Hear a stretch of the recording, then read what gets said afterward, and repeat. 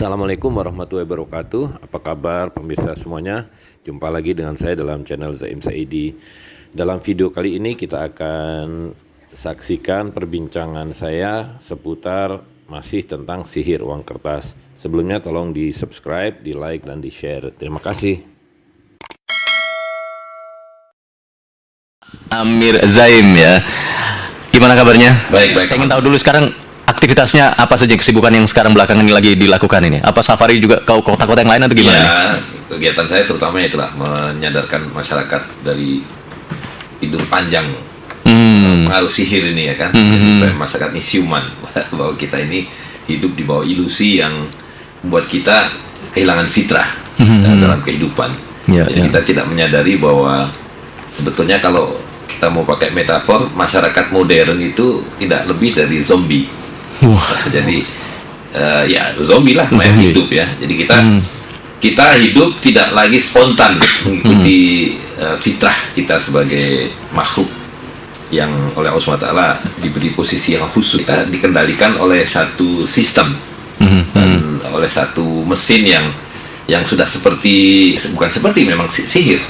Sehingga kita seperti orang yang tidur, bangun, jalan, ya kan, entah ke kamar mandi, entah ke ruang tamu. Nanti dia balik lagi tanpa sadar bahwa dia bangun dan berjalan-jalan.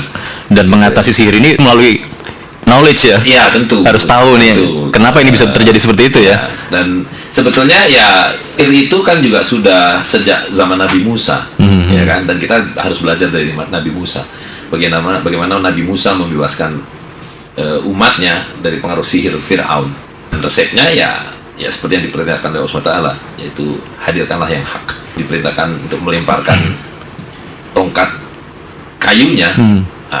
Karena tongkat kayu ini walaupun dia hanya sepotong ranting kayu, tapi karena dia hak, maka sihir Fir'aun yang berupa ular-ular palsu itu pun musnah. Nah, kita hari ini hidup di bawah sihir, yaitu sihir uang kertas. Makanya Nabi kan mengajarkan kita doa itu yang menurut saya sangat penting untuk hari ini. Ya kan, Allahumma arinal haqqa haqqa warzuqna tiba'ah wa arinal batila batila warzuqna tinabah. Karena hari ini orang tidak bisa melihat yang benar sebagai benar, yang salah sebagai salah. Jadi mungkin sudah betul bahwa orang melihat api sebagai air, air sebagai api. Nah, itu zaman di mana kita hidup hari ini. Jadi tidak hanya di zaman masa lalu, tapi pada zaman sekarang ini sudah benar-benar nyata sihirnya, dan kita semua sudah tidak menyadari bahwa itu sesuatu yang melenakan kita, membuat kita. Ya, itu tadi yang waktu Bang Zul buka hadis Nabi yang mengatakan bahwa semua orang terkena riba, sedemikian rupa bahkan yang menolak pun kena, ya kan? Dan orang tidak tahu lagi mana yang riba, mana yang bukan. Kita akan perdalam lagi obrolan kita ini, tapi saya juga mau menyapa ini panitia yang juga menghadirkan beliau di pagi hari ini ya, selama 2 hari ini acaranya ya. Insya Allah 2 hari ini. Dan mungkin bisa dijelaskan juga nih, kenapa kok mengundang beliau nih, terutama dari rumah Tahfiz Al-Adhan ini. Oke, baik Bang Zul. Jadi alhamdulillah ada 3 penyelenggara Bang Zul. Dari rumah Tahfiz Al-Adhan ini salah satunya punya visi mencetak generasi penghafal Al-Quran. Tapi salah satu dari visinya juga adalah membangkitkan ekonomi umat. Dia ada 3 aktivitas dalam satu momen. Jadi di mana di situ ada kajian umum, kemudian anak-anak atau putra-putri dari orang tua ini juga mendapat ilmu dari taklim anak. Kemudian setelah itu nanti bergabung di pasar muamalah, bisa bermuamalah di sana. Ini sudah menjadi kegiatan rutin di rumah Tahfiz Al-Adhan 3 bulan sekali. Nah, alhamdulillah pada kesempatan ini kami teman-teman dari Wakala Osman Ghazi ini, jadi dimotori Ustadz Azharuddin, kemudian memberikan informasi bagaimana apabila kajian ini lebih syariah dan juga akan menjadi pionir di Malang gitu ya, mengundang Insinyur Haji Zaim Saidi MPA. Jadilah ini acara 2 hari ini, kemudian dengan media partner dari Hijrah United tentunya, juga dari RDIF tentunya Bang Zul. Gitu. Kalau yang Wakala Osman Ghazi ini? Wakala Osman Ghazi ini sebagai satu-satunya tempat untuk penukaran rupiah menjadi dinar atau dirham yang sudah resmi di Kota Malang ya Amir ya. Masih ada satu Osman Ghazi Malang. Jadi mungkin pemirsa RDFM kalau nanti sudah tersadarkan dari sihir uang kertas dan segera ingin menukar dengan dinar dirham, bisa langsung menghubungi Wakala Osman Ghazi nanti. Gitu. Oke. Dan ini dengan safari dakwah ini memang diupayakan atau diharapkan memang semakin banyak yang tersadarkan ya, tidak hanya di satu ya, tempat tidak ya, satu tempat, ya. tapi di beberapa masjid ya. Insya Allah nanti materi kita kembalinya di Dina dan Halal. Oke, Nah, setelah itu nanti maghrib Bang Zul kita ada di Gedung Muamalah. Ini dekat RI sini ya, di Jalan Nusa Kambangan ya. Nusa Kambangan ini. Jadi hampir seluruh titik di Kota Malang ini akan kita kunjungi Amir, insya Allah. Dan yang paling lama nanti insya Allah akan dikupas tuntas di Gedung Muamalah ini. Maraton ini. Tapi belum selesai di situ Amir. Jadi insya Allah setelah itu nanti menginap di Hotel Radu Kawi. Insya Allah kita akan juga dari teman-teman juga penyediaannya Hotel Radu Kawi ini hotel syariah. Di Pak Dadi gitu ya? Ya, alhamdulillah. Ya, kemudian setelah Ba'da subuh besok kita ke kawasan Saujajar di Masjid Al Ghufron. Ba'da subuh nanti di sana dengan materi sihir uang kertas gitu Amir. Kemudian nanti setelah itu duha sekitar jam 7 sampai jam 10 kita di Masjid Ramadan Araya. Kita nanti akan lanjutkan lagi dan kami ingatkan sekali lagi buat sahabat RD yang ingin langsung bertanya dengan tamu kita di kesempatan pagi hari ini. Sudah sepekan saya berada di sini dan saya membawa bekal madu rihlah ini untuk menjaga kebugaran dan stamina saya selama rihlah ke Afrika Selatan ini. Madu rihlah ini madu yang berkualitas baik dengan kadar air hanya 17%, jadi memenuhi standar internasional dengan rasa yang enak. Jadi saya selalu minum. Sebetulnya beda-beda di setiap masjid ya. Tapi sebetulnya ujungnya sama ini, menyadarkan kita bagaimana situasi tentang yang sering dibicarakan oleh Amir bahwa sihir mata uang kertas ini benar-benar ternyata sangat perlu kita waspadai ya. Dan Anda nanti bisa bertanya atau bisa mulai sekarang kirimkan pertanyaannya di 081334183554 ya. Kita masih bersama tamu kita di kesempatan pagi hari ini bersama Amir Zaim Saidi dan juga bersama panitia dari acara Safari Dakwah Insinyur Zaim Zaidi yang selama 2 hari ini akan bersafari dari masjid ke masjid ya untuk memberikan wawasan kepada kita bagaimana sebetulnya sihir uang kertas ini ya. Nah, kenapa dikatakan ini sihir uang kertas? Kan ini sudah menjadi apa ya?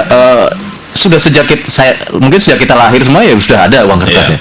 Sehingga akhirnya sihirnya di mana? Kenapa bisa dikatakan seperti itu? Ya, sihir? Sihir itu kan membuat orang melihat sesuatu nampak sebagai sesuatu yang lain atau melihat sesuatu yang tidak ada seperti ada. Ya seperti tadi bagaimana Firaun mengendalikan rakyatnya itu kan dengan sihir yang membuat rakyat Firaun melihat ular padahal yang ada adalah tali ya kan?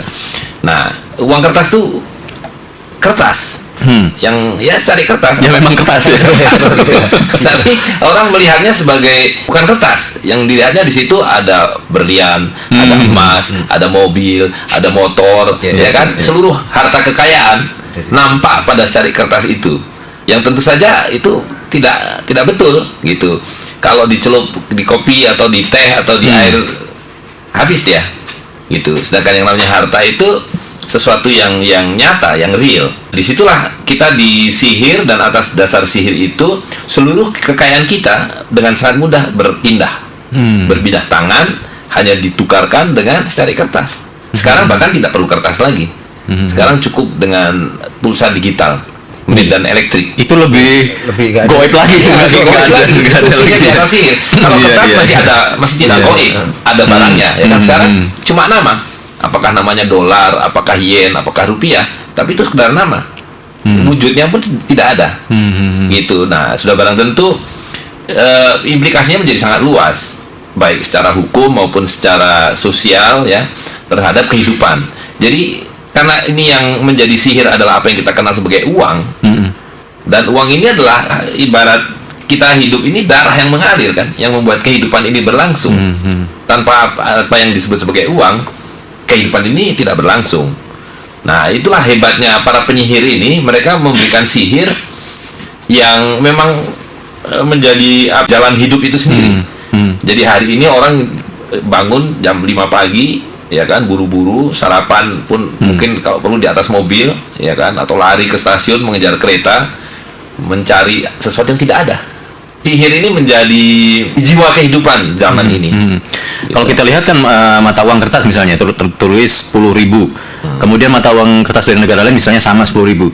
Itu bisa beda Nah, ya. itu dia bagian dari Padahal sama kertasnya nolnya juga sama di Betul. belakangnya. Dan ketika hanya kita lihat sebagai angka 10.000 tidak bermakna apa-apa. Cuma huruf 1, angka 1 dengan angka 0 4 buah, 4 butir 0 ya kan. 10.000 di Amerika juga 10.000, di Arab 10.000, di Afrika 10.000 yang tidak berarti apa-apa kecuali simbol angka itu. Tapi begitu diberi nama 10.000 rupiah Dengan dolar, nah, udah bumi langit itu ya. betul, pertama begitu dikasih nama dia menjadi harta, menjadi benda-benda tadi itu. 10.000 rupiah tiba-tiba dapat 2 cangkir teh manis, ya kan? Tapi begitu namanya dirubah 10.000 dolar Amerika, oh bukan 2 gelas es teh manis, 4.000 gelas es teh manis. Ya. Tapi bagi sebagian masyarakat, baik yang awam maupun mereka yang mungkin selama ini ya tidak bisa dikatakan awam ya, mereka berpendidikan. Mereka mungkin berpikir, loh, apa sih bahayanya? Toh ya yang penting sudah ada kesepakatan ya, sudah bisa dibuat beli ini beli itu kan nggak ada masalah gitu. Termasuk sekarang katanya dengan uang elektronik atau dengan ya seperti yang goib tadi itu ya, uang goib tadi itu kan malah lebih enak, tinggal pencet-pencet gitu. Nah, bahayanya di mana nih, Amir? Tadi itu adalah instrumen untuk mengeruk kekayaan yang ada pada tangan masyarakat, ya kan? Jadi dulu ketika belum ada uang kertas, kan kekayaan itu ada di tangan masyarakat, gitu. Dalam bentuk harta nyata, Bentuk sawah, ladang, kerbau, ayam, ikan, ya kan, kolam ikan dan sebagainya. Nah, begitu diciptakan uang kertas, kemudian dinisbahkan dengan uang kertas ini, maknanya adalah seluruh harta itu bisa berpindah tangan dengan mudah hanya karena ada satu pihak yang kemudian diberi hak monopoli untuk memberikan nilai, dan datangnya nilai dari mana? Gitu. Nah, ini bahkan kalau kita bicara lebih jauh lagi, itu uang kertas ini kan sistemnya sebagai uang fiat, ya. Nah, kata fiat itu kan dari kitab Genesis, dari kitab Kejadian, yang fiat lux itu sama dengan kun kalau dalam Al-Quran, kun fayakun, yang merupakan hak prerogatif Allah SWT untuk mengadakan sesuatu yang semula tidak ada. Nah, uang kertas itu begitu. Sesuatu yang tidak ada, begitu dibilang jadi 100 atau 1 juta dolar, maka dia bisa berwujud apa saja yang nilainya dianggap setara dengan 1 juta dolar. Atau kalau kita bilang tadi 10.000 tidak ada artinya apa-apa, tidak ada wujudnya. Tapi begitu dibilang 10.000 rupiah, maka dia menjadi berwujud 2 gelas es teh manis. Nah, itu kun fayakun. Nah, itu melampaui hak Allah SWT, ya. Jadi Goethe, ini pujangga Jerman, mengatakan bahwa penciptaan uang kertas itu adalah hasil dari bisikan syaitan. Makna hakikatnya itu bahwa Anda melampaui kewenangan Khalik, ya. Karena mereka mengatakan ya, Tuhan hanya bisa bikin emas, hanya bisa bikin ayam, hanya bisa bikin perak. Saya bisa bikin apa saja yang melampaui semuanya dengan cari kertas. Tadi tulisan dari Masya Allah, itu benar-benar ya yang sangat tidak, sebenarnya kita tahu tapi kita tidak sadar-sadar gitu ya, Amir ya. Itulah yang namanya sihir. Peran dari dinar, dirham, seperti itu. Nah, dinar dan dirham itu seperti tongkatnya Nabi Musa. Ya, ketika kita menghadirkan yang hak, yaitu emas dan perak. Nah, ini emas dan perak, ya, dinar dan dirham. Nah, itu bisa dilihat di kamera ini, di YouTube ini bisa dilihat ini ya. barang nyata, ya, yang diciptakan oleh Allah SWT dan memang diciptakan sebagai uang, sebagai alat tukar, Ya. gitu. Jadi segala sesuatu kan Allah ciptakan dengan tujuan. Yang manusia ini seharusnya memahaminya sebagaimana apa yang dituju oleh Allah SWT. Diciptakannya uang kertas tadi itu kemudian menghilangkan, selain itu ada melampaui kewenangan Tuhan pada dasarnya, juga menghilangkan fitrah. Manusia tidak lagi mengerti tujuan kehidupan, bahkan tujuan hidupnya sendiri pun dia nggak ngerti. Dimulai dari tadi, mulai tidak mengerti kenapa Tuhan menciptakan emas, menciptakan perak, menciptakan kuda, dan memberikan kecintaan manusia pada benda-benda ini. Sekarang manusia mencintai kertas dan tidak mencintai emas, mencintai mobil, tidak mencintai kuda, iya kan? Dan jangankan mau mencintai binatang ternak, punya tanahnya aja cuma 70 meter persegi, iya kan? Gitu. Jadi kehidupan ini dicabut karena tadi seluruh harta kekayaan manusia dikuasai oleh segelintir orang yang mendapatkan hak monopoli, gitu. Nah, ini adalah sistem, itu tidak merupakan bagian dari kehidupan. yang sebenarnya.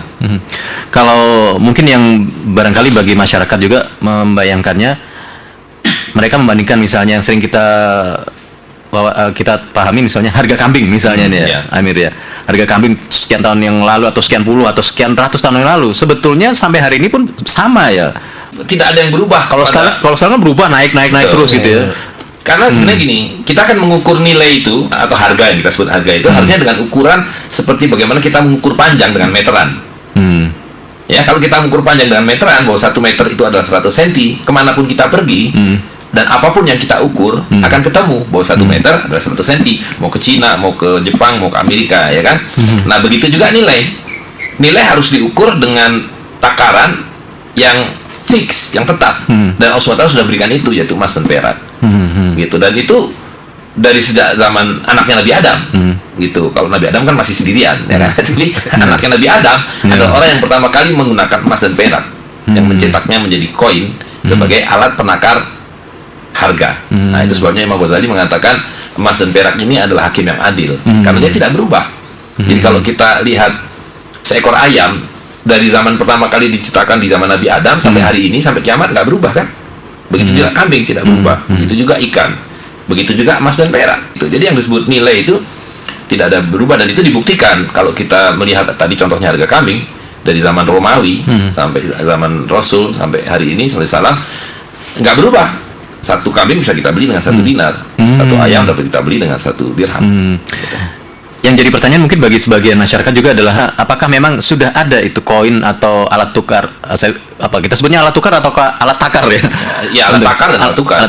Alat takar dan alat tukar ini ya. Betul. Karena kan kalau emas dan perak mencarinya seperti apa? Bagaimana? Apakah sudah ada diciptakan atau dibuat koin ini? Ya, sekarang kita kan tinggal mengulang. Nabi SAW sudah mengajarkan pada kita apa itu dinar, apa itu dirham, berapa beratnya, berapa kadarnya dan sebagainya, sudah ditetapkan. Dan itu sudah pernah berlaku selama ribuan tahun, ya kan? Nah, itu hilang karena tadi ada segelintir orang yang mengatakan bahwa saya lebih dari Tuhan. Bahwa saya bisa menciptakan sesuatu yang Tuhan pun dalam tanda petik tidak bisa ciptakan. Tentu Tuhan bisa menciptakan apa saja, tapi mereka mengatakan ya Tuhan hanya bisa menciptakan seperti yang tadi saya sampaikan. Nah, mereka bisa mengubah segala sesuatu itu menjadi sesuatu yang tidak ada, yang tadi hanya berwujud angka-angka sebetulnya. Kita nanti lanjutkan lagi Amir, dan sekali lagi untuk Anda yang ingin bertanya langsung dengan Amir Zaim, silahkan di 081334183554 ya. Anda bisa telepon di sana atau kirimkan pertanyaan lewat WhatsApp, dan nanti akan langsung beliau jawab. Tentunya ini acara ini memang sangat bermanfaat sekali, apalagi kalau dari teman-teman ini melakukan safari dari masjid ke masjid ya. Saya melihat ini tema-temanya menarik ini. Dari tiap masjid ini temanya beda-beda ya. Di Masjid Al-Ghifari nanti adalah sistem riba runtuh muamalah tumbuh, betul ya? Betul, ya. Kemudian di Masjid Ibnu Sina kembalinya dinar dirham. Nah, ini mungkin akan bisa lebih menjelaskan nanti lebih lengkap ini di sana ya. Kalau di acara ini kan waktu kita tinggal sedikit ini. Benar. Kemudian yang di gedung Yasdi Muamalah ini Muamalah Ahlul Madinah ya. Kemudian yang besok di Masjid Al-Ghufron di Saujajar nih si ruang kertas yang tadi kita bahas ya di awal. Kemudian di Masjid Ramadan PBI di Masjid Penerapan Dinar Dirham dan Pasar Muamalah ya. Kita akan break dulu beberapa 1 menit lagi, kita akan kembali lagi. 100,5 RDFM, media inspirasi, menyejukkan dan mencerdaskan. Nggak terasa waktu kita sekarang sudah hampir jam 11 ya. Tapi ya, kalau Anda merasa belum puas, ya tentu saja belum puas ya. Masih baru ngomong setengah jam, kita sudah harus akhiri. Tetapi jangan khawatir, sahabat akan keliling safari di beberapa masjid ya. Jadi nanti kalau ingin lebih tahu, lebih jelas gambarannya seperti apa sih, nah silahkan nanti hadir di masjid-masjid tadi sudah kita sampaikan. Tapi sebelum kita akhiri, apa sih pesan ini yang perlu disampaikan pada umat Islam ini? Ya, sebetulnya yang paling pokok sih dari yang kita bicarakan tadi adalah bagaimana kita menjadikannya realitas ya kan. Dan karena itu saya rasa rangkaian dari acara di Malang ini sebetulnya adalah besok itu kita akan ada yang namanya pasar muamalah ya, di mana inilah kita mengamalkan apa yang harus kita amalkan untuk tadi membebaskan manusia dari sihir uang kertas ini, yaitu muamalah dalam pengertian lebih spesifik bahwa kita berjual beli dengan menjalankan sunnah-sunnah dari Rasulullah SAW, di mana jual beli itu harus atas dasar redo sama redo, harus atas dasar tidak boleh ada riba, tidak boleh ada pajak dan sebagainya. Jadi teman-teman di Malang ini besok menyelenggarakan satu pasar di mana tidak ada sewa, tidak ada pajak, tidak ada riba, dan semua alat tukar bisa diterima itu. Nah, tentu yang punya nilai ya. Nah, dan karena itu dinar emas dan dirham perak menjadi bagian dari alat tukar yang akan dipakai di pasar kita besok.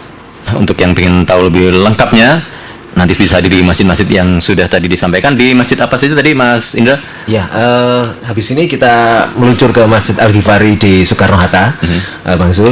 Kemudian setelah itu kita akan di Masjid Ibnu Sina di kawasan veteran, kampus-kampus Brawijaya, Universitas Malang, ITN ya. Setelah itu maghrib kita ada di Gedung Muamalah. Ba'da subuh esok Ahad 15 Maret ada di Masjid Al-Ghufran Sawu Jajar, dan puncaknya Bapak Ibu atau pemirsa RDFM harus hadir ini, Bang Zul, karena puncak acara di sana di Masjid Ramadan Araya itu jam 7 pagi sampai jam 10 pagi. Di sana kita akan ada kajian umum dan juga praktek pasar muamalah. Jadi praktek pasar muamalah yang sudah disampaikan oleh Amir Zaim tadi. Jadi bisa menggunakan seluruh alat tukar saat ini, dinar, dirham, barter, dan rupiah. Nanti insya Allah kita akan rutinkan dulu. Terima kasih Mas Indra Wijayanto dari Rumah Tahfiz Al-Aden dan juga semua teman-teman penyelenggara acara ini. Mudah-mudahan acaranya bisa berjalan dengan sukses. Banyak pencerahan yang bisa didapatkan oleh umat Islam ya, khususnya di Kota Malang ini. Dan juga saya ucapkan terima kasih juga buat Amir Zaim. Ya. Mudah-mudahan tetap diberi kekuatan sehat ya. Amin. Biar bisa berbagi ilmu selama 2 hari ini di Malang ya. Demikian tadi obrolan kita di program Stories, sekelumit obrolan menginspirasi di kesempatan hari ini di hari Sabtu ya, bersama Amir Zaim, Ketua Baitul Mal Nusantara dan Pakar Muamalah Indonesia, dan juga panitia acara Mas Indra Wijayanto dari Rumah Tahfiz Al-Aden yang hari ini dan besok akan mengadakan acara safari dakwah yang menghadirkan Insinyur Haji Zaim Saidi atau Amir Zaim. Saya Zulkifli di program Story mengucapkan banyak terima kasih. Mudah-mudahan acara berlangsung sukses. Kita tutup dengan doa kafaratul majelis. Subhanakallahumma wa bihamdika asyhadu an la ilaha illa anta astaghfiruka wa atubu ilaik.